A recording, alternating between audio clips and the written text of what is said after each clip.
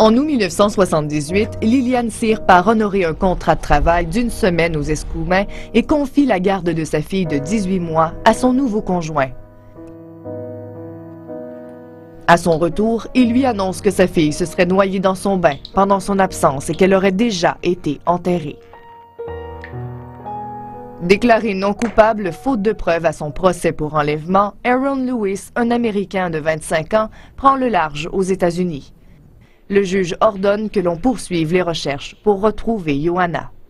Les policiers disaient soit qu'il l'ait vendue ou soit qu'il l'ait tuée. Pas de corps, pas de mort. En 1978, des policiers du SPVM fouillent l'appartement de fond en comble à la recherche du corps de la fillette de 18 mois ou d'indices qui permettraient d'expliquer sa disparition. Ils ont fouillé dans la maison, ils ont fouillé dans le grenier, ils ont fait des vérifications dans le bloc appartement, les voisins, ils sont allés enquêter là. Après ça, ils ont vérifié avec les douanes pour voir si dans cette semaine-là, quelqu'un n'aurait pas passé avec un enfant, puis... mais tu n'avais pas besoin de papier de signer non plus dans ce temps-là. Des vêtements ainsi que quelques objets ont été saisis, mais l'enquête stagne rapidement. Le linge qu'ils ont trouvé de ma fille, ça a été mis dans un sac de plastique sous-scellé, qu'on appelle, et c'est allé au laboratoire des policiers de Montréal. En septembre 1988, Liliane fait appel à Enfants Retour Québec, un organisme d'aide et de soutien aux familles d'enfants portés disparus. Johanna est une disparition qui nous a beaucoup touchés et qui continue de nous toucher parce que c'est une fillette âgée à peine de 18 mois qui a été vue pour la dernière fois le 15 août 1978. Donc une petite fille vraiment vulnérable. Au fil des ans, elle participe à de nombreux reportages et émissions télévisées. Avec l'aide d'Enfants Retour Québec, on tente par plusieurs moyens de faire circuler sa photo aux États-Unis. La thèse qu'elle puisse avoir été enlevée et emmenée en sol américain a toujours été priorisée.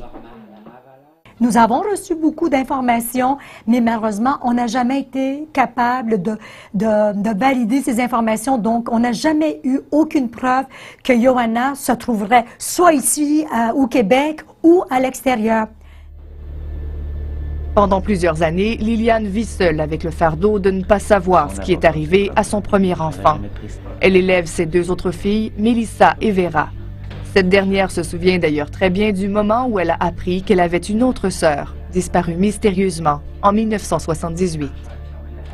Un soir, elle écoutait un film, c'était un film sur un enfant disparu, puis maman s'est mise à pleurer. Puis là, j'écoutais, puis à un moment donné, là, c'était comme si c'était toute pognée là. Ma fille est arrivée, puis elle m'a mis la main sur les épaules, puis elle dit, maman, elle dit, tu peux pleurer, tu sais.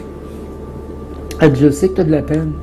Puis elle dit, je sais que ça te fait mal. Fait qu'elle dit, retiens-toi pas. À partir de ce moment-là, c'est comme, tu sais, je pouvais me montrer sur mon vrai jour devant mes filles. J'avais le droit de pleurer. On lui a demandé pourquoi elle pleurait, puis c'est là qu'elle nous a dit qu'on avait une sœur qui était disparue. On ne le savait pas du tout de ça avant ça. En août 2004, Sean, un résident de la Californie, tombe par hasard sur le vieillissement de portrait de Johanna. Il croit reconnaître sa femme, Angela Brett Crawford, qui ignore tout de ses origines. Nous étions convaincus qu'en 2004, on avait retrouvé Johanna parce que cette jeune fille ressemblait beaucoup au vieillissement de photos de Johanna, beaucoup de conditions semblables au niveau de l'âge, etc. Fait que là, elle me dit, ben, ça se pourrait qu'on ait retrouvé votre fille. Hein? Où ça? Quand ça? Comment elle est? Es-tu mariée? Es-tu morte? Es-tu vivante? Quand ma mère l'a su, elle m'a appelée, puis elle me dit, ils ont peut-être retrouvé Johanna.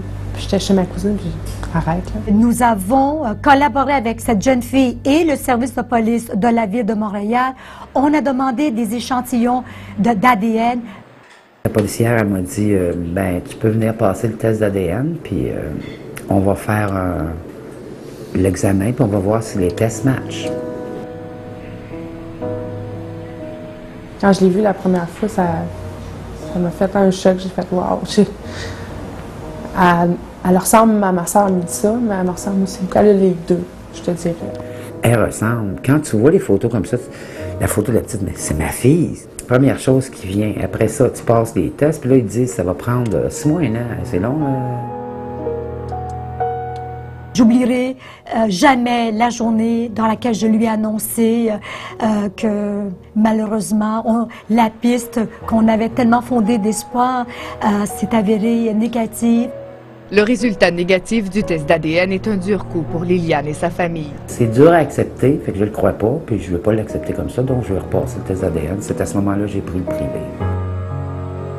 C'était encore un autre coup, là, quand je suis allé la chercher aux douanes. Là, j'étais certaine que c'était ma fille. Avec les photos qu'elle a amenées, les autres photos, parce que sa fille ressemble à ma fille.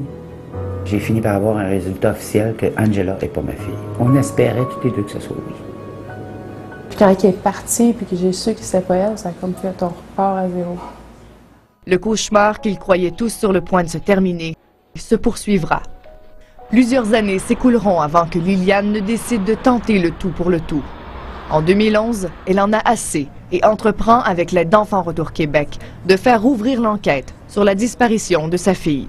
On est passé de 1978 aux années 2000 avec les postes de police, des centres opérationnels qui ont été établis par le SPVM. On a perdu ou égaré le dossier de Johanna. C'est comme si on avait un bloc de ciment sur les épaules. On est comme écrasé.